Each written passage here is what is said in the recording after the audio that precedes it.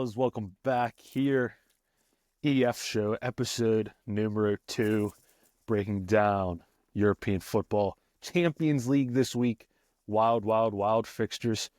As always, I am Smitty. We got Kenny in the red and in the blue.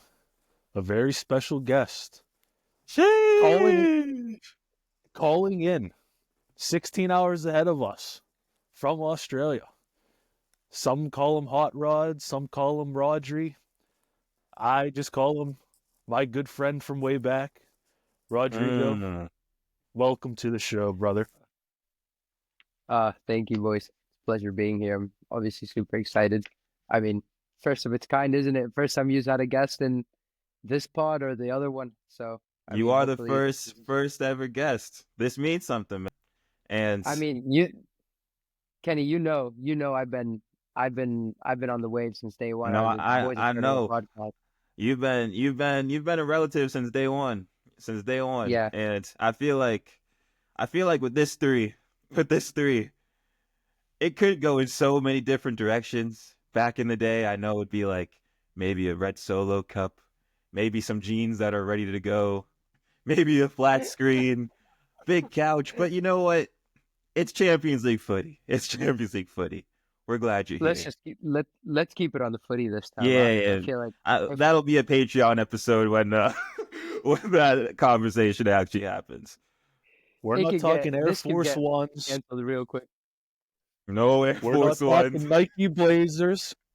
No, we're not Blazers. Talking backward hats. We're not talking local. No. We're not talking Carson City. We're talking Club Brugge and Aston Villa. I like that. This game was an absolute stinker. Going into it, we knew this game was not going to be the most exciting. But boy, did it really live up to the expectations of being an absolute snoozer. Kenny, what do you think, man? It was something. It was something. And honestly, as I was watching, I was like, how did Aston Villa get this lucky? Because Club Brugge, if we're going to be honest, they probably deserve 2 or 3. There was that one play where Tyrone Mings, and we know that Tyrone Mings has more injuries than me on a good day. So the fact that he was able to make that type of challenge off the line, I think that kind of galvanized Villa for one last hurrah. And that's why you have like more chances created in the own goal and whatnot. But Aston Villa got lucky. Really, really lucky. No, yeah. I agree with Kenny. I mean, actually, it's difficult. I tell you what, it's difficult watching Champions League footy out here. It means I got to wake up at 4 or 5 in the morning to watch matches, which I'm not gonna do that. Like I'm just not. So I'm just going off what I saw from the highlights. And to be honest, you always got to be careful with those Belgian clubs, the clubs from the Netherlands, because you know you're used to playing. They just play a different type of football, don't they? And I think overall, you can always kind of undermine them and say, "Oh, I was playing Club Brugge, or we're playing PSV or Feyenoord, whatever it is." In this particular case, they just sneak up on you, don't they? They have tricky little players, tricky little wingers, players that you don't see, that they don't get as much as the European spotlight, and it generally comes out to bite you. And just because they're so much better than what you expect, they play a lot more. They play more of offensive football. Smitty, you know who we talked about last episode. You talk about people sneaking up on you. I turned on this game, Club Brugge. Simon Mignolet in goal. This guy played at Liverpool in 2018-19. This guy's been at Club Brugge for like 7 seasons. He's 37 years old. What's he doing playing for Club Brugge? I thought his career was done. Once Alisson came in, it wasn't even Alisson. It was Alisson, and then it was the guy that Karius. Yeah, distinct. Yeah. Oh yeah. Yeah. After that, I thought Mignolet was just going to disappear. And I turn on Champions League on a Tuesday. Look who's in goal. Simon Mignolet, 37. To be fair, he wasn't terrible. I didn't think he was terrible. I think that left side of Club Brugge, and then Aston Villa's right side really dictated the whole game. So it was when you have that PK, that's obviously a deal breaker right there. You can't really have anything to really say about it. So yeah, Villa somehow got the job done, which means they'll go through to the next round, but it was looking a little shaky. Villa's I going don't know home. if yeah, Smitty, I was saying I don't think it's as easy as Villa's going next round. I think they're in for a massive second You leg. think? I just see it that way. I think with every same, obviously with exception of PSV. We'll get to them. I think Feyenoord as well. Both of these two teams are poised to potentially make some sort of noise in the second leg. I mean, Okay. like we said, it finished 3-1. I mean, the numbers, though, don't really favor Villa a ton. Like, you get an own goal and a pen. Club Brugge aren't very far off. Now, it's different going to Villa than playing the home game.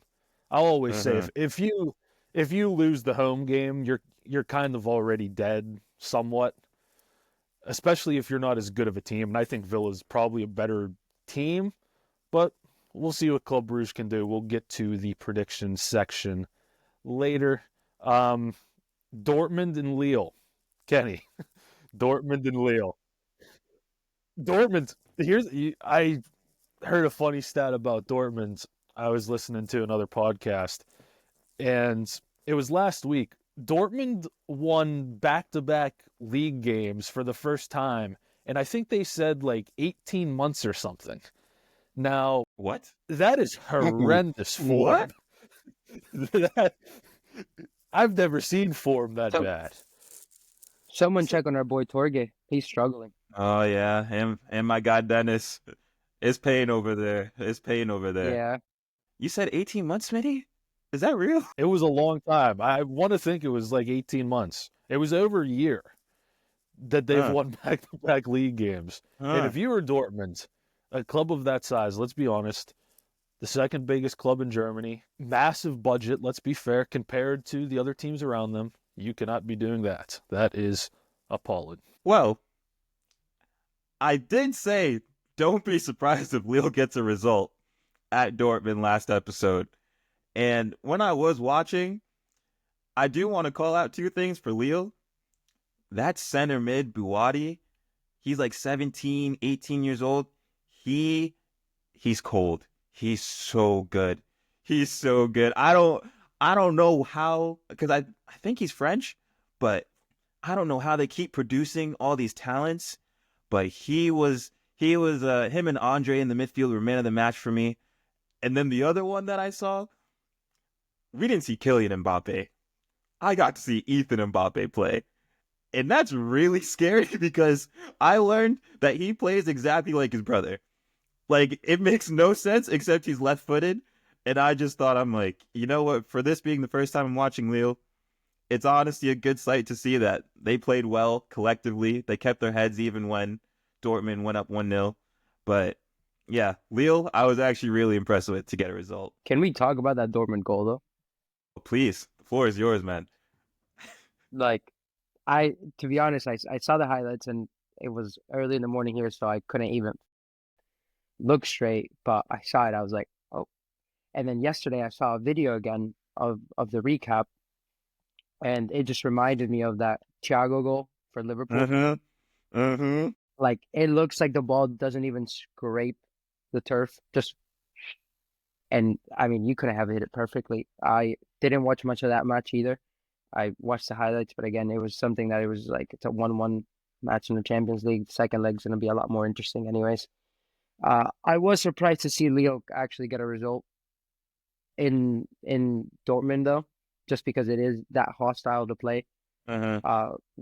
Last Champions League, you saw Madrid clearly struggle for 75 minutes of a match in a Champions League final out there. And I mean, it's impressive that you have such a young team and you have Mini Mbappe running around. That is Mini Mbappe. Yeah. Just doing the same thing on his brother. Like, their dad definitely knew what he was doing from the moment those kids were born. Like same Hey, exact diet, I mean, pick the right Ninja it's Turtle, like man. I'm sorry. honestly, That's though, but with Dortmund, that's why it's so interesting because they literally played in the Champions League final 9 months ago. So I don't know but you know how what? you go from that to this. But you know what makes sense though. I'm looking here at the lineups right now. Emre Can Thank you. Thank you. He's lined a up at center center back. back. Yeah, he's a center back. He's a good player. Thank you. That's like that's like putting that's like putting me at like striker and expecting me to produce. Well, for the I'm viewers not. out there, they don't know too much about you. You wanna Oh, explain your position, Haji? I 6 by trade at Duquesne. Just about anywhere else that wasn't a 6. Uh, throwback, throwback to that, throwback to that spring where, spring 2023, I believe, going into senior year, would line up with a line of 5 in the front, Uh, 2-8, the uh. wingbacks pushing high, both of them, and the striker, so it looked like 5. I played one of those 8s. The only thing I knew is I let the ball run through my legs and let another wingback go catch it because there's no way that I was going to be able to play on the half That's turn. that's football right there. Yeah. I think, Press I think, press with I think, the, 5. I'd love that. I think, I think the only match that I started that spring was Point Park, and because it was Patty's anyways. Great picture But though. Great All right. picture. Kenny, I got a question for you. go ahead. Or I want you to make a prediction. Jonathan David is out of contract in the summer. Where do you think he will be playing next season? The thing is with me, he he would fit very well in an Arsenal lineup. I just know he doesn't fit Arteta's profile, so it doesn't make sense for him. But I don't know, maybe somewhere in Italy, maybe somewhere with red and black. Hopefully, Do you want to hear? You want to hear Morgan my Press. prediction? Go for it. I think Jonathan David will be playing striker for Newcastle next season. Oh, that's diabolical from you because that means someone's leaving. Where will they be going, Nikki? Oh, yeah, yeah. Where's that certain I don't Gonna know. someone? start Where's he waving the going? Swedish flag all around. I didn't say where he's Okay. going. I just said that's just my prediction. I think that they're going to need to replace him with somebody, and it's a pretty good option, especially if it's going to be for free. I don't know. Just a thought. He's class. We ready to No, move he's on to class. the next game? Yeah. Yep. Um, PSV. I mean, Sheesh. during this game, I texted Kenny at one point and I said, how do you concede 6 goals from an XG of 0.7? Now, This is the this I is the worst part. I just don't know. I don't Yes, please, Rod, enlighten me because I don't know. I don't get it. I'm watching the recap. I'm watching the extended recap, and I just see this tall, lanky white boy for Arsenal just absolutely tearing it up in the opposition's 18. And then I stop it and I look in and I'm like, is that Declan Rice? You can't be getting torn up by a 6 who plays backwards only for the English national team. He's out there making you look like a bunch of schoolboys. They must have gotten their under 20s to play or something. There's no way. There's no way that Declan Rice is doing bits for Arsenal in the final third for them. No, What is that's my Declan question? White Rice. Go ahead. Go ahead. My question is, what has Arteta done with football that he said, "Oh yeah, Declan Rice, you can go play as in the higher half space as an 8. You can go mess around in the opposition's like half." What is he like? I don't understand it. Obviously, PSV didn't understand it. PSV must have planned for Declan Rice to be sitting at the base of that midfield and not messing around because those 7 goals were I mean, Arsenal played class. This is what Arteta always wanted. That this was his wet dream: getting players in the box, crossing it, and having finishers at the end of the service. But I mean, it's unbelievable how easy it looked for Arsenal against I would say a decent PSV side. Yeah. You're saying what's up with Arteta? I would say the simple answer to that is he has absolutely nothing to lose, and he's willing to do anything at this point to score goals. And if you're in that position, you're going to end up making rash decisions, and this rash decision worked out very, very well. And, you compound it with PSV.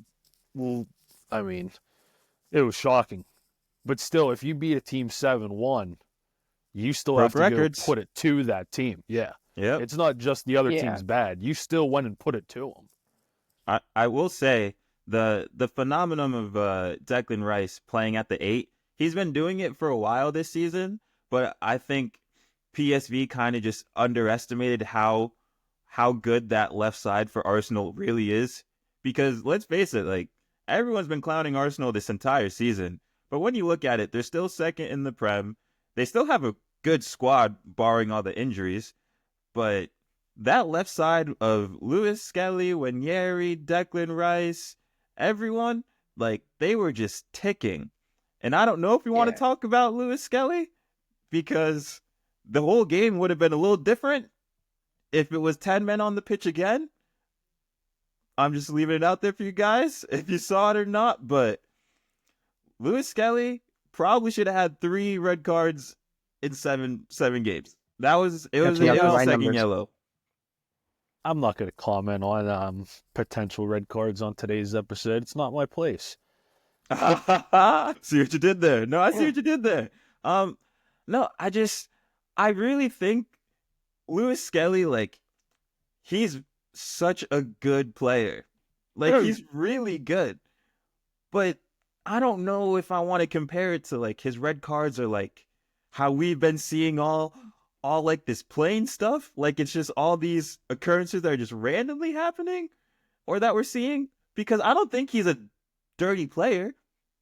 Like, he's just young, and he's trying to prove that he's good, and it ends up putting himself in bad positions, I think. You said, I don't think it's intentional or anything. I just think he's playing extremely hard, and he ends up putting himself in situations like this. And then sometimes the only way, half. Yeah, I mean, you can't. I mean, that's being a detriment to your team, though. So But eventually, you're gonna have to mature and learn. Did he get subbed out because of the constant challenges, or was it just because they were already 3-0 up? Like, part of me thinks it's both. I think it's both reasons, but I guess my question for you guys is: does Arteta, like, say something to him? Because now, if you tell him about it, it's going to change the way he plays, and I don't know if you want that to really impact him. Like, do you say something? I think you say something. I think you say something. You have to, just because you can't be a detriment. You're playing left back, mate. Like, we need you to play at 90. Like, do you know what I mean? It doesn't even have to be Arteta, though. It's like, dude, he's young. Somebody in the his teammates should be telling him. Like, they should be sitting in the locker room being like, dude, you're being a little too reckless today. Yeah. He probably had to say it 3 different times, because he probably should have got 3 red cards. But no, I think with all that Lewis Skelly stuff, I do want to call out, still dropping 6 different goal scorers. It is a good thing. I feel like after the 3rd or 4th one, I don't know how Arsenal fans were feeling, but if I was to guess, I think it went something like, I hope we didn't use all our goals for this coming weekend and next weekend. But to still drop 7, it's impressive. It's impressive. That's unreal. Also, as well, I don't think they care. I didn't realize how good Moreno was either. I thought. Yeah. No, I'll let you go. No, I just thought it was a little bit. Did they overpay? How much did they? Shit. Someone's missing. The Amber Alert. The Amber Alert. They were telling you about they heard Marino. They're like, How much did Arsenal pay for him again? Or I was it a believe it free was transfer? 50 something. Nah, it was like 50 something, I think. If it's 50, I'm at least worth 10. Well, they Any paid 50 million for him just for him to be their backup striker.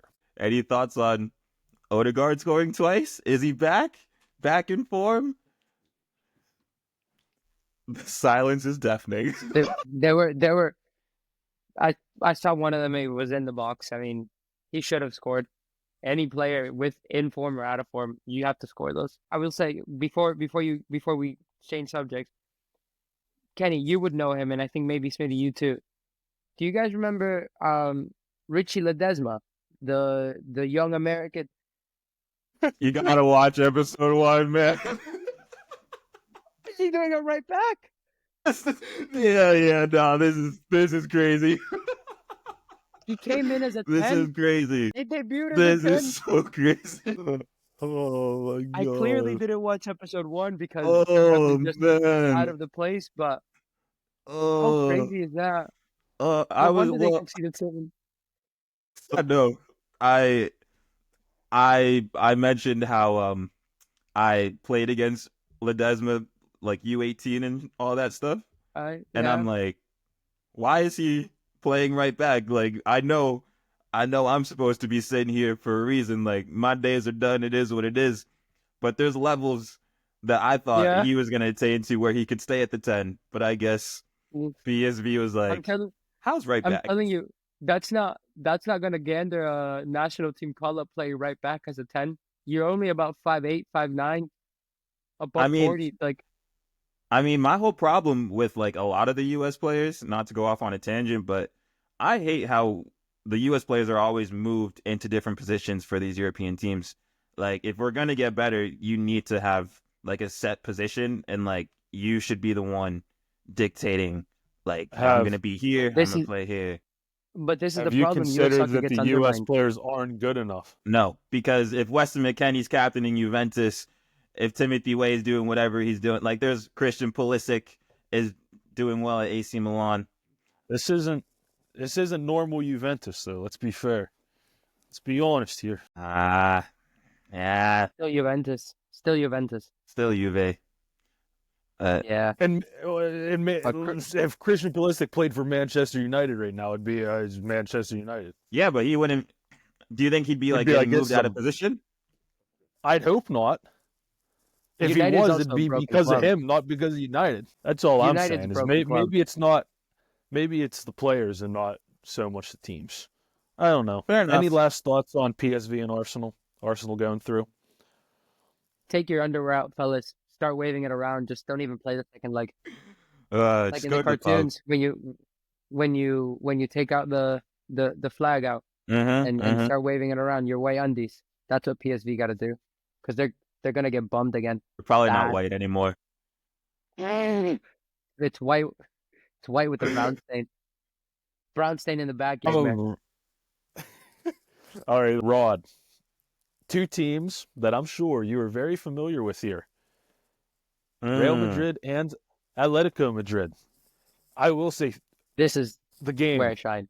The three of the best goals I've seen probably over the whole period of games. The Rodrigo goal. The touch, the finish. Unbelievable. Julian Alvarez. This is unbelievable. Brahim Diaz. Somebody put in a tackle on that one though, please. He's got the same ankles as Rod. Somebody put in a tackle. Rod, go ahead. This is all you. These are your teams. First of all, Kenny, I'll have you know right now, last week, my left ankle was done, recovered nicely. This week, my right ankle's done. Haven't been able to jog, but somehow I've got a final. So we'll figure that out. We'll figure that out in a few hours. Ankles are gone. Second of all, can we take a moment and realize how brilliant Real Madrid are as an individual team for them to score a goal when Rodrigo's goal was a 3-on-5, 3-on-7 if you want to count it, because it was Madrid's front three inside the 18. Atletico's had 5 men, not including Oblak, in goal. By the moment Rodrigo got the shot out, 2 more Madrid players were already inside of the box. That's how good Madrid are, that they just play off vibes and just go, oh, yeah, our players are better than yours at any given moment. They could just let out a shot and it's going to be a worldie. Same thing for Atletico Madrid. Okay, I have no problem with Camavinga going into a tackle, but you have to win it if you're going in that area. Everyone gets told this at every single level. If you're going into a tackle in a dangerous area like that, win it. It's all right. He gets a little trigger happy. I get trigger happy myself as well. In that context, please don't take it out of context. But Julian Alvarez, what a strike! Like no one's ever expecting it on him, and I think people are now starting to gander the same. He's starting to get the same kind of respect and praise of like Suarez, Tevez, Aguero, those like South American strikers that for some reason are just so freaking good, and no one even knows why. Like they just spawn. They take a few years to get ready, and then they just spawn into the spotlight, and they're ridiculous. I think Alvarez obviously showed some hints of it at City and everything, but I think playing under a manager who's the same nationality as you, playing a style of football that's more like you do in your country, because Simeone plays very much Argentinian football, like hard nosed, good defending, and just being quite disciplined. I mean, it obviously is gonna bring some sort of confidence back to you. And then the Brahim goal. I mean, again, there were 9 players in the box for Atletico Madrid. Jimenez got put on his ass by a little boy who rolled his ankle halfway through. As a defender, I feel bad because he was reading it. Like, Diaz didn't mean to roll his ankle like that. There's no way. No, of course not. Of course not. Of course Somebody not. tackle him. You know Just what he said? tackle him. He goes, I have no idea what I'm doing. I have no idea what I'm doing. I'm trying to give a feint. I rolled my ankle. Oh, look, there's the perfect foot and a half space gap where I could just hit the ball. He hit it perfectly and it went in the goal. This game is as Atletico Madrid, Real Madrid as it gets. It's a battle. It's gonna be chippy. It's gonna be hard. Gotta give praise to Valverde playing right back, playing again out of position and just running the show again. But again, it's no surprise as Madrid plays, they'll go high, and they'll get their left and right back to just play a little bit more freer. So in reality, when he gave that pass, I don't know who it was. I think it might have been Vinicius, one way he slipped down the line, or it might have been him. I don't know, but he slipped it down, split the left back and right back, or and right and left center back. I'm sorry. I mean, it was just a class pass. Like, it was one of those things where you look at it and it's like, from afar, it looks easy. But when you're in the match, I mean, you have to understand, you're playing against elite athletes, elite pressure. And, we play soccer. We played soccer all our lives. It's a hard pass to do. Like, if you make that pass, you're like, oh, I'm good. I'm good at what I do. And so I think it was a classic match. And to be completely honest, I'm not too completely convinced that Madrid played convincingly. I think Atletico have maybe the upper hand a bit right now going into Madrid's away fixture going at home. And to be honest, it is only fitting that if Madrid lose this match or this leg, it is to a Spanish team, because it seems like no one else can knock them off of the Champions League stage. So I wouldn't be surprised if that happens. Yeah, I agree with everything you said there. I feel like it explained how it was a tale of two halves. From my perspective, it looked like Atletico Madrid kind of was in control of the game in the first half. Like, Real Madrid was more on the counterattack, but Atletico really kept the ball well and just was able to have Real Madrid controlled. I will say that Ancelotti hasn't been known for his tactical geniusness before, because I feel like a lot of it has been a lot of individual brilliance, as you said. So the fact that in the second half, it seemed like there was a tweak where Real Madrid applied more pressure and they were on the ball more and they were able to create more, even though Vinny wasn't at his best, Mbappe wasn't at his best. It just looked like there was a tactical change that I want to give praise to Ancelotti for, because if he doesn't make that, I think Atletico Madrid goes on to potentially win that game in the second half. So yeah, Yeah, it was a fascinating watch because I don't watch La Liga too much, but just seeing the way the game like flowed for 90 minutes, it's if you want to watch like and get entertained by footy, this is what you watch. Like that was a Yeah. class game. I No, also look, think this Rodrigo is is massively underrated, by the way. If we didn't 100%, know already how good he was. 100%. But like you said, this is Simeone wants it to be the game of chess and checkers, and Carlo wants it to just be free flowing. And ultimately, that is why it is almost impossible to knock Real Madrid out in the Champions League in a two-leg format, because unless you're ahead by 2 goals, you're never in control of the game. Because as soon as you give the ball away and Mbappe gets on it, or Vinny gets on it, or Jude gets on it, or Rodrigo gets on it, or I can go on for days. They have that many individual game changers, and no one else in the world has that. Every other team is, we have one guy. You have Salah, you have Saka, you have Isak, you have Holland, De Bruyne, whatever. No one has 5 or 6 guys that can make something out of absolutely nothing. And unless you have the ball for 90 minutes, you can't really counter it. There's nothing you can do about it. Yeah, I completely agree.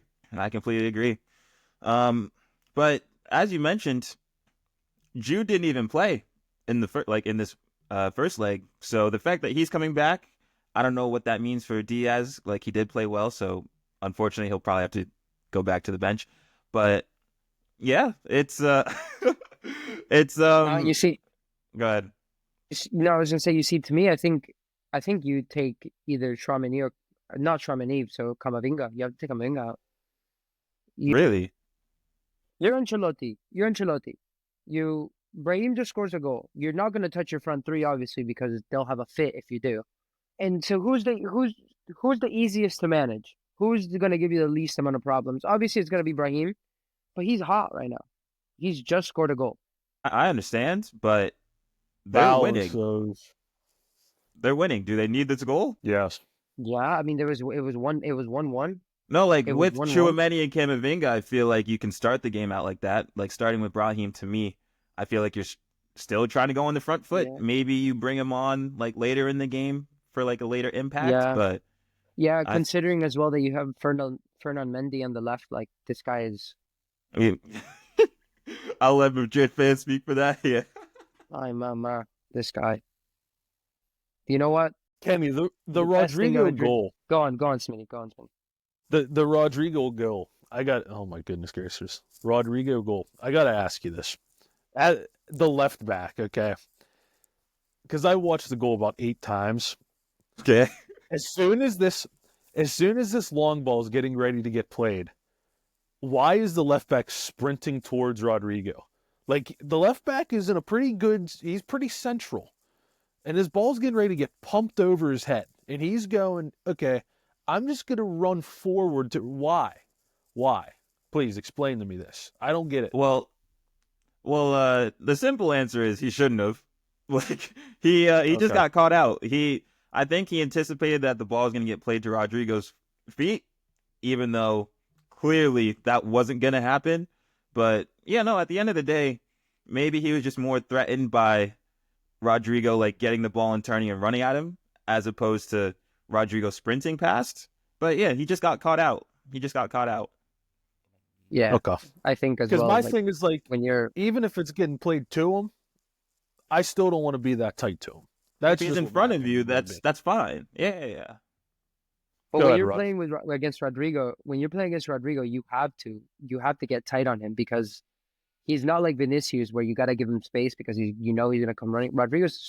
He's so slippery, he's so shifty. Like Uh-huh. if you don't get tight to him, if you don't stop him at the first step, you're done and dusted for. Like he has that goal was at so much speed, so much pace. If you saw how he actually struck the ball, he was he just kind of just took a stab at it and sliced underneath it, With how and it quick was he was just going. it was just a missile. Like it was it was unbelievably like out of 10 shots, even with my right foot, that none of them are gonna go like that. and he did it with his left. Like to the naked eye, people probably wouldn't realize it, like how difficult that skill is to do on the run, like lacing it top corner, weak foot. So yeah, I thought it was brilliant. Let's keep it pushing. Let's keep it pushing. Let's keep it pushing. A la Inter Madrid. and Feyenoord. Look, Feyenoord has like 30 players injured. But this is Inter. Like, it's just professional. There's no drama. It's just we're going to win 1-0 or 2-0, and that's going to be the end of it. And there's not much you can do about it unless you have better players. It's really annoying because, as you explained, it's just professional performances. It reminds me of if we're in an adult league or something, and you just have that one team that has all the old guys, but they just show up to the pitch 5 minutes before, chopping it up. If it's Rod, he's gonna have like the matcha and everything, just chatting along. So it's like they just show up and they know exactly what they have to do, which is, oh yeah, Feyenoord, they start out the game pressing, all this loud noise from the crowd, all this energy. But as soon as they threw everything they could, Inter's like, you know what? Let's just have a moment of brilliance. Marcus Thuram with a lovely volley for the goal. And then the second one, Lautaro Martinez. The quick touch in the box, cut out to your right foot, and then top ins. Just 2 moments of brilliance, defend for the 88 other minutes, and then you're on your way back to the San Siro. Just, they're so annoying. That's honestly, those two finishes are exactly what we used to see the strikers at Duquesne do, and I'm not obviously comparing. But obviously not our strikers, but the practice, the execution was totally different. But the practice, that was that. In theory. In theory, it should have looked like that, but it never did. Oh, what I'm saying is Lautaro Martinez, that's a clinical finish. That's a striker's finish. It's just 1-2 touch score, and I mean the other finish as well. You just sniff that goal like what? Like you are half afraid that the keeper's gonna come rattle you, and you just stick your leg out, and it's a brilliant finish. It's a lovely ball as well. Who put that ball in? The Dutch. it was Dumfries. Yeah. It was Dumfries. Yeah. But my problem is DeMarco didn't even play. Bastoni was playing wingback. Come on, man. It's a big ass wingback. That's a big ass wingback. You want this Italian Dan Burn in terms of height running down the flank? Like, what are we doing? They figured it out. They figured it out and they did it well. Yeah, did it. Kenny, next question for you. Oh, gosh. Arsenal always talk about striker. Why is Lautaro Martinez never in those discussions for Arsenal? Or is Inter just such a big club that he'll never leave? I think Martinez is just comfortable. Like, there's no need for him to leave. And Inter's given him so much, and I think he realizes that. And obviously he's given a lot to Inter too. But the setup for him is so nice because low-key, he plays like we said earlier, I think before the pod, that Wayne Rooney-esque, just I get to go wherever on the pitch. I just get to pick and choose whenever I get to run forward and have this acceleration. So Martinez is very comfortable in his situation. And when you have a Thuram or a Taremi or even however old Arnautovic is, when you have all these players next to you and then the midfield solid, why leave? Fair point. It's a fair point. I think it also has to do with the fact that he's not getting any more national team call-ups. Why? Because Alvarez. I think has something to do with that. If I'm not mistaken as well, him and Messi got into a bit of a fallout. Well, you can't do that. You can't do that. Does anybody know why? Nah, this is insider scoop right now. I think it was because when he took what's it called? He also shot else's misses on the national team. Okay. Yeah, right. Let's and so Messi, obviously Messi being Messi, everything runs to him, and he's the national team coach, director, and head of football operations of all of Argentina.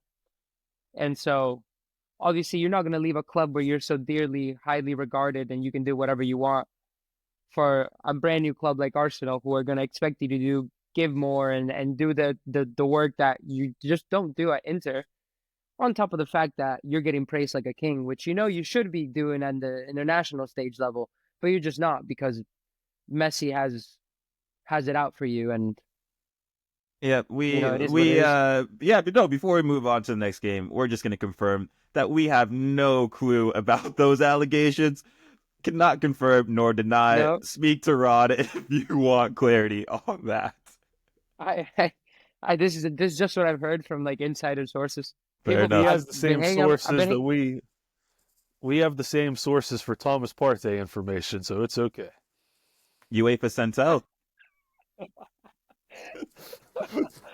Moving on. This was a shocking result. The Bayern Munich and Leverkusen 3-0. Harry Kane, the header to open the scoring. Unbelievable header. And a pretty good ball by Elise as well. Kenny? Yep. I think they listened to episode 1. Vincent Company must have heard me throw some disrespect, and he goes, "Have you ever heard of B2B? Belt to bum?" And that's exactly what they did to Bayer Leverkusen. Like it was very disrespectful. They were on their necks for 90 minutes, and I will say, the game could have been much different if Frimpong scored off that Upamecano mistake. I knew, or Smitty, we knew that he was due for a howler, and that's exactly what he did. But Manuel Neuer came up with a very good save. So I think once that happened, that was the best chance Leverkusen had. And that boy Jamal Musiala, man. That boy Jamal Musiala. Guys, he's one of my favorite football players to watch. He was absolutely robbed of an assist at the end of the game, where it probably would have been one of the craziest ones of the UCL campaign this year. The flick over whatever center back that was, and then he lays it off to Paulinho, and Paulinho somehow skies it. I guess it makes up for the fact that the keeper for Leverkusen had a howler, and that's how he scored his goal. But Musiala, what a player. What a player. I mean, when you look at Musiala, I dare to say he's better than Jude. I dare to say he's better than Jude. Oh, I think Musiala by far. Like Musiala doesn't get the spotlight or anything like that because first of all, he chose to represent Germany. He's playing in the Bundesliga, which isn't much of it doesn't garner that much attention unless you're Bayern. But again, you're playing along Harry Kane. Like there's other players you're gonna get that attention. But everybody knows. I've seen Musiala last year he scored a goal last game of the season to kind of solidify their title win. It was just he received it on the left foot. It was coming left to right. He received it on the left foot. It was behind him. Somehow he took a touch, like guided the ball, and then in the same motion as he like turned, shot with his right, and it went bottom left corner. And I just I think I just looked at my uncle or something like that, and I was like, he's better than in that moment I said he's better than Jude. Like he is. I think he's better. I think he's more skillful. He has better dribbling. Obviously, he doesn't do as much defensively speaking, but offensively with the ball and in and around the box, he's a lot more efficient than Jude. Obviously, Jude shouldn't even play that high up on the pitch. They're two completely different players, but I think that when you're comparing two like talents in the same generation, offensively speaking, Musiala's days ahead. I don't want to get in on that. Yeah. I don't know, man. Where I'll go with this is looking forward to this game. I said Florian Wirtz and Musiala. I said I want to see you guys grab the game by the scruff of the neck and carry your teams. And Florian Wirtz, I mean, barbaric stinker. Frimpong, barbaric stinker. Should have scored that one. Just this Leverkusen team. You know what though? You deserve it. You really do. When you play that bad, you don't deserve to go through. And that's what the Champions League is. You have a bad 90 minutes, and it can really just ruin your whole season. And I'd argue that 90 minutes just ruin their season because Bayern's going to win the league, and Leverkusen aren't going to get to the, what is it, past around the 16. Quarterfinals. Yeah, it's just not ideal. Maybe the magic ran off from last season. Or maybe it was just that Bayern had a really, really down year and they took advantage of it. I don't know. I don't know. As soon as the season happened, we did see when Leverkusen played the big boys like Liverpool at Anfield. Saw what happened there.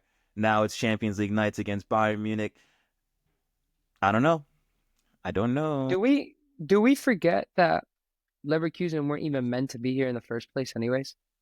Like, are we true. like actually are we gonna put the fact that it's, I mean, Xabi Alonso, what he's done is brilliant with Leverkusen, but it's not, let's not act like they deserve, like they're supposed to be there, like they're expected to be there. Obviously now we're expecting good performances out of them because we've seen what they've done last year. But I think it's just setting up perfectly for Alonso's departure. They're gonna love him. They're gonna send him, thank you for what you've done to the club. Real Madrid, here's your contract. Put your number, whatever you want, sign it, go on. Show must go on. And Leverkusen are gonna go back to being top 5, top 6 club in Germany, and Xabi Alonso is gonna go and have his wonderful career at Real Madrid. But it's just lining up perfectly for what it should have happened last year, in my opinion. I agree with what you're saying, but I actually think if they get a half-decent manager, they'll be ready to go again because the Depends players who's on that that they'll team, sell, though. yeah, but if they sell Verts, they'll get like 120 million. Like, that's going to go a long-ass way. If you sell Frimpong, that's probably another 40 million. Like, they could have like 200 million worth of sales. So I'm sure they'll figure it Yeah. out. But yeah, if they lose Xabi Alonso, Yeah. that's not where you want to go. Teams with new managers. Barcelona with a Yeah. red card. I mean, Yeah. Benfica. You're playing against 10 men, and you're just loose at the back, and you gift them a goal. And now you got to go back to Spain, down a goal, comparative level. It's just stupidity. Just why? Why? Mhm. Just why? Why? Yeah. Go ahead, Rod. Back to back seasons where Barcelona's had a center back out for an important crucial second leg. Last year was Arujo, wasn't it? Yep. But you know what I think actually happened? I think that I saw a meme, is freaking hilarious. I saw Chesney telling Pau Cuarsi, he goes, "You get sent off, go buy me a pack of cigarettes, and I'll take care of the rest, all right?" And that's exactly what happened. That's exact, because first of all, Chesney has no business even being a goalkeeper anymore. But somehow Barcelona said, "Yeah, you're the man for the job." And then on top of the fact that every Barcelona fan now is screaming and hollering that Rafinha should get the Ballon d'Or if Barcelona win the Champions League, which won't happen because I don't think they'll make it past Benfica. Like, I genuinely don't think that'll happen. And I'm just being, maybe I'm a little bit biased because I like the other big team in Spain. But I mean, they got worked. Well, They got worked for a good part of that game. For me, I feel like watching this game, Benfica's, it's going to sound weird, but Benfica was prepared for what happened last time this season. Like the whole 5-4, just going crazy, whatever it is. As soon as the red card happened, they weren't expecting for Barcelona to sit back. Like, they weren't really anticipating, oh, we actually have to break them down now. We actually have to try that. Like, they were ready for the high line for 90 minutes, back and forth, up and down. But as soon as the red card happened, it was like, oh, we're going to have the ball more than 50% of the time. We're going to actually have to try to create. And they just couldn't break down Barca. So that one moment of brilliance from Rafinha, who stepped up time and time again, it was a class Barca game. after the red. Like they did what they had to do. I think Benfica, very similar to the next game. I think they had their chance and they spoiled it. I don't think they'll be in that position again Mm-hmm. where they're playing against 10 men this time on the road. I just don't think they'll be in the position to win that game. I really don't. And I 70 think minutes. Barca, yeah, I just think Barca have too much individual quality. Now, the thing with Barca is the suicidal high line. And I'm not going to, like, the red card's a prime example of it. See, that's the only thing about Barca that it's like, that is really bad. Like, at any given moment, they can concede. Literally, at any moment, they can give up a goal. So I don't know why I picked them to win the Champions League knowing that. But maybe it's just the vibes. Maybe it's Lamal and Rafinha. Maybe I just like it. But at any given moment, they can concede. I'm just hoping that they score 3 or 4 at home, and they'll go through. Probably will. I think the funnier part from the game, because we could move on, but when Kubarsi is like, I got ball, brother. We know that you didn't quite get there. So yeah, I think Barca will make it easy work of Benfica next leg. But that was hilarious. You think? You think that Yeah. they make easy work? Yeah. Yeah, I could see that. Could see it going the other way as well. Like you never, like Nick. You like Nick really said, never know. that. But like Nick said, that high line's gonna. You die by Hey. it, or it's brilliant. They can concede at any moment. But, I mean, the last game. Money in the bank. This Money in the last bank. game. Liverpool and PSG. One of the funniest snatch and grabs I've ever seen in my entire life.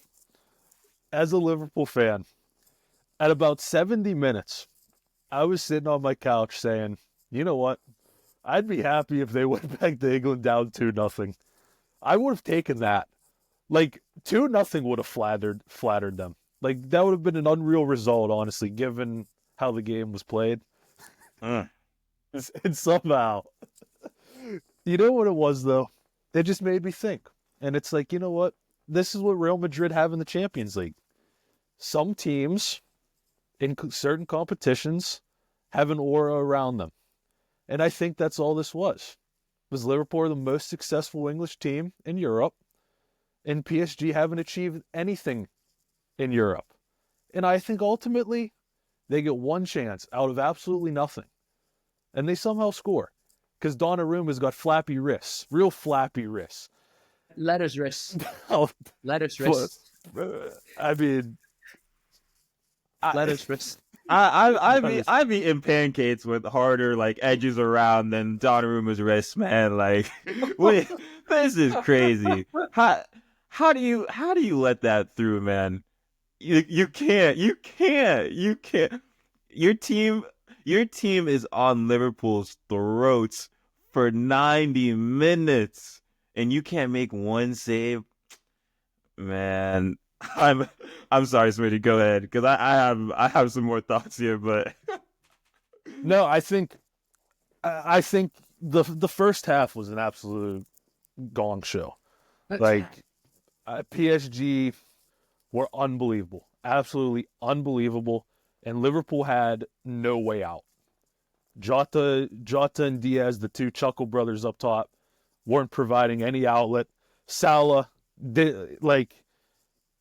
I don't even know if he was playing. So Liverpool were basically playing with 7 men because those 3 just were doing their own thing and were providing nothing going forward. What changed the game, in my opinion, was the subs that happened. Varsheli coming off. Now, we'll get to Nunez and Jones, but Varsheli coming off, I think, really, really hurt PSG. And the reason I say that is because if you watch the first half, Varsheli was everywhere. He was wide left, wide right, central, dropping in, going in behind, everywhere. And once, what's the guy's name? Dore, whatever it is? Due, yep. He came on, and he just hugged the touchline. He was just hugging the touchline. And Trent just went, okay, he's out there, fine, whatever. We know he's out there. And there was no worry of where is he at. My head's on a swivel. Didn't have to worry about it.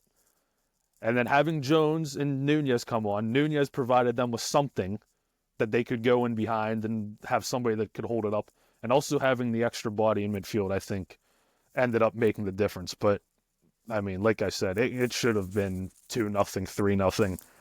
Allison had probably one of the best goalkeeping performances I've ever seen. It reminded me of Courtois against Liverpool Champions League final.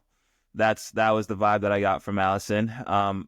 Before we keep talking about the second half, I would love to bring it back to the first half. For me, it looked like, so with Trent and Robbo, obviously everyone knows that the biggest thing for them is going to be the 1v1 defending. So with Arne Slot, like his tactics, I think he tried to pull Gravenberch and McAllister to help them out. And by pulling them out to the side, it really just got them more tired because Barcola and Kvaratskhelia were just choosing violence against him time and time again. So once you bring those two out, and then if Liverpool won the ball, they're already gassed from the two men defending out wide. So once they have it, like you said, Salah's not providing anything. Diaz, I don't know what happened to Diaz that day, but he was criminal, and Jota was just out there too. So with that midfield tactics that Slot had to do, it just pinned Liverpool the entire game. But let's talk about Konate, shall we? Was that a pen, Smitty? Was that a red? What's going on? I already told you, I have no opinion on it. Rod, did you see the play? I did. I think it's one of those. I think it's one of those things again. Aura. When you have the aura, you could get away with something. It is. When you have a little bit of aura, like even the AR knows, the refs knows, Arne Slot knows, Konate must have not known. But you just have a little bit of aura, like of that pedigree, of that Champions League pedigree. I think that some calls may or may not be visited or revisited back. I think that, I mean, I'm not gonna give an opinion because one of my mates is a big Liverpool supporter, and I'm on a pod with no opinions. This is crazy. Both of y'all, this is crazy. I will say, on the match itself, Liverpool's lucky that they weren't 3-0 down the whole match. It was an absolute battering for 88 minutes. Uh-huh. Everybody that I talked to in the past 2-3 days is, oh, did you watch the Liverpool? I was like, just got battered. They were like, yeah. I mean, it was unreal, but again, it's impressive what PSG's doing. How good Dembele's playing. They're cursed, though. They're cursed. Yeah, but it's unreal. United did it to them back in the day. Now Liverpool's coming with the snatch and grab. They're cursed, what this guy's doing, like, where was he at Barcelona? Like, what? Do you know what I mean? Dembele. Yeah. Oh yeah. I don't know. Maybe where's he coming out with it? What is he? 27 now. So I think the brain's fully developed at that time and all this stuff. So he's like, I can actually use both feet. How old is Konate? Is his brain fully developed? I think he's 24. And he's still young. Yeah, might be a little older. A couple more rum and cokes in him, and then we'll see. You know what I'm saying? That's what he's missing. Yeah. Too much. I thought it was a brilliant tackle. And a Coke. The funniest. One of the funniest moments from the first half, and I hate to do this, but the play where Van Dijk just ran away. Where are you going? We're talking about dog decisions. I texted in the group chat. I'm like, Van Dijk, you're supposed to be on the player in the box, right? Like, I had no clue what was going on. Like, did he think there was something behind him? Kenny? You know what happened, Kenny? It was the same thing that happened when Liverpool played Barcelona back when they came back at Anfield. Dembele, one-on-one, through the goal, misses a chance. He did the same thing at the new camp When Barca were up 3-0 against Liverpool in that year that Liverpool beat him at Anfield, he was one-on-one with Alisson and he didn't score. And it came back to kill him. And I have a feeling That's horrible. that That is horrible. He I played well, genuinely though. believe this. I genuinely believe this. PSG could play the same exact way and they still won't go through. Because just when you play that good and you don't get a result, I just don't think you can come back from it. I just don't. Do you think they play the same way at Anfield? No. I think Liverpool will play the 4-4-2 that they've been playing with the 2 10s with Szoboszlai and Jones, and they'll have more bodies around the ball. But it's tough though because it's like we talked about Robertson and Trent. I honestly don't think they were horrendous, but the problem was it was simply just numbers. Like Hakimi, I don't think Hakimi went in his own half for the first 80 minutes of the game. So it's like when you have like PSG at times were attacking with 8 guys and Salah didn't want nothing to do with defending. So it's like it's just tough. It's tough, and then That's what I was saying with Gravenberch and too. McAllister. Yeah. Like they were just overworked so much.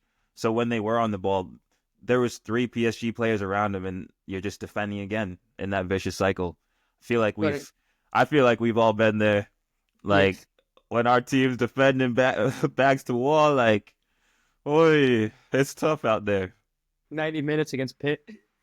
Hey, I'll take a 1-0 though. I took that 1-0 and ran with it. Proud. Was telling me after that match, he couldn't have been any more prouder of us. Yeah. Never had a coach be proud after a loss. Oh my god. Yeah. No, but back. I was gonna say back to the last point, real quick. One last thing. Of course, if I'm Arne Slot, I don't want Salah or Lucho being anywhere near defending. High and wide lads. If they wanna attack with 8, we'll get them on the counter, and that obviously never happened in the match because Kenny, to your point, the midfield was just too tired. But I think again, Nunes coming in provided a little bit of depth in terms of they made the pitch a bit longer.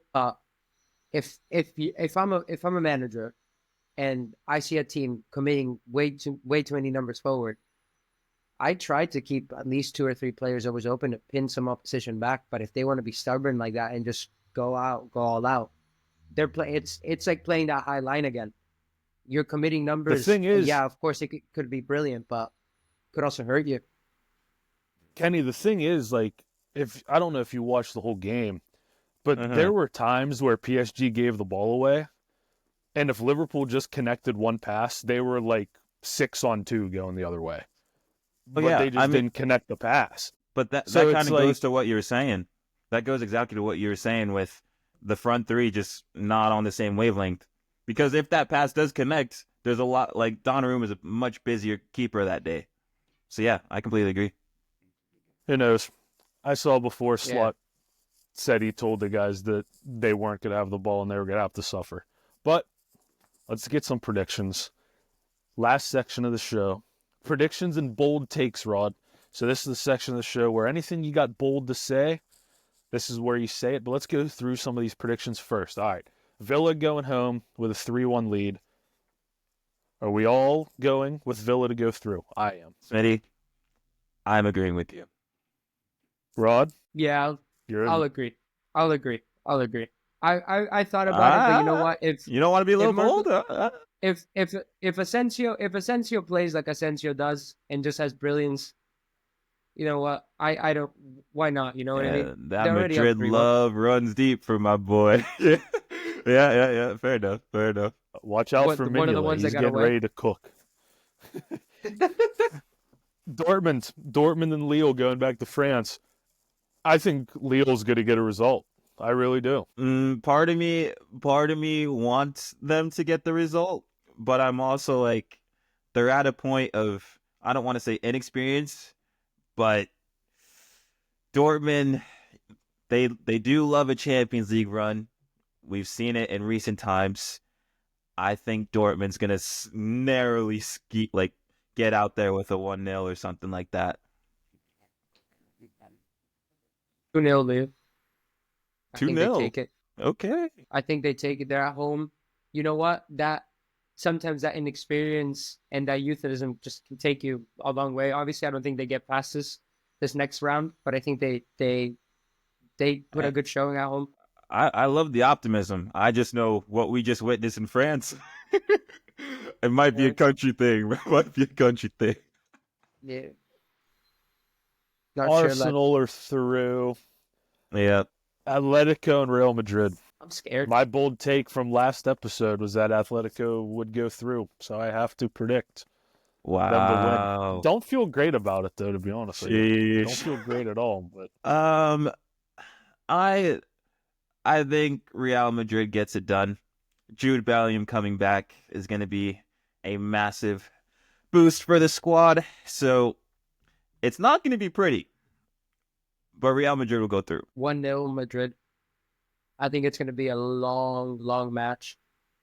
Like, it's going to be sufferable. It's going to be ugly. There's going to be points that's going to look at Madrid's not going to win, but I think it'll be that type of situation that PSG, no way, Liverpool type of situation. No way. I don't know. You can't. No way that happens again. I think Atletico just takes it to them, and Madrid are hanging out just in the corner, and then they just take a massive swing and it just scores. Do you think Kelly remakes Ronaldo Selly when he scored the bike against Atletico with the generation? To be honest, I think Jude scores for Madrid. Jude scores for Madrid, and all is good back in the world. Madrid, yeah. European heritage. Inter Feyenoord. Inter going back to the San Siro. I got Inter. Easy. Me too. I think this is the one that goes to penalties. Bold. I think this one goes to penalties. This is bold. But when I saw the highlights, of course, 2 brilliant goals, but Feyenoord had their chances as well. They did. There was 1 or 2 times that you could have said Inter lucky not to have get scored on. I think Feyenoord throws some magic in a hat and just pull out. They've already won at the San Siro already this year. Who knows? I think it happens. I think this is the match that goes to penalties. You're predicting them to go through, or you're predicting it to go to penalties? I just predict that it's going to go to penalties. I don't know who's going to go through yet. Well, we need a winner. I mean, geez. Jesus Christ. All right, Feyenoord. Just go Feyenoord. That's who I'm putting my money on anyways. This is who I'm putting my money on. This is first guess energy. I love that. You could probably get that at about plus 700 odds. Bayern and Leverkusen. I think Leverkusen are dead. Hold on. It might end a draw, but hear me out. I don't have to do this, but Vincent Kompany, I'm still not convinced. Bayer Leverkusen can get it close. I'm not going to say they're going to go through, but I got like a 3-2 on aggregate, and it gets a little shaky to Bayern Munich. Yeah, I think Bayern just sweep it out of the house. I think it's going to be another 3-1. Like, Leverkusen are going to score, don't get me wrong, but Bayern are going to score more. 3-1. No Manuel Neuer. They got, what's his face, the 21-year-old in goal now. It might be an advantage not having him. 3-1 still. That's the one goal. That's the 21-year-old gets one. Barca going home. I got 3-1 Barca. They'll go through. Yeah, Barca comfortable. I have to agree. 2-0 Barca. 2-1 maybe, but still Barca just dominance. Then PSG and Liverpool at Anfield. I don't know how, but Liverpool get through somehow. Yeah. I think it's I'll go 2-1 Liverpool. Liverpool goes through. You took the words out of my mouth. 2-1. Mm-hmm. But I think it's a convincing 2-1. It's not like anything shaky that was the first leg. Playing in front of Anfield, home crowd and everything. It's just, you hear all the pros say it, like it's a different atmosphere. It's like playing in Dortmund, Madrid. It's that kind of atmosphere. So I think they just There's no way Liverpool plays like that in front of the Kop. No way. yeah. No way. Yeah. Unless, no, I'm kidding.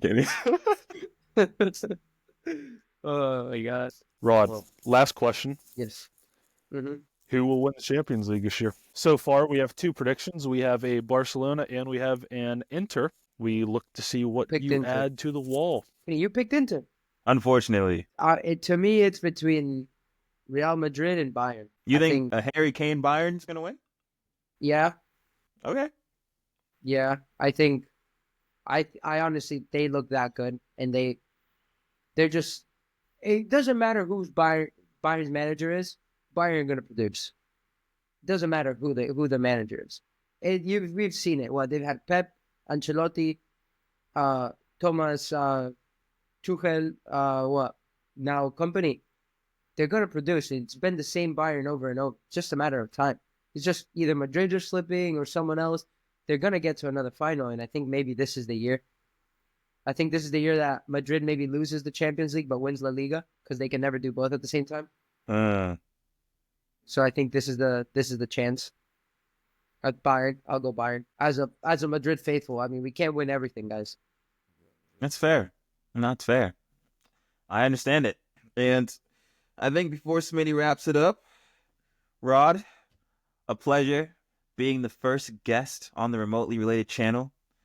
Thank you for your time here. Really do appreciate that. Now that you've featured, you're basically a relative of the show since we're remotely related. See what I did there?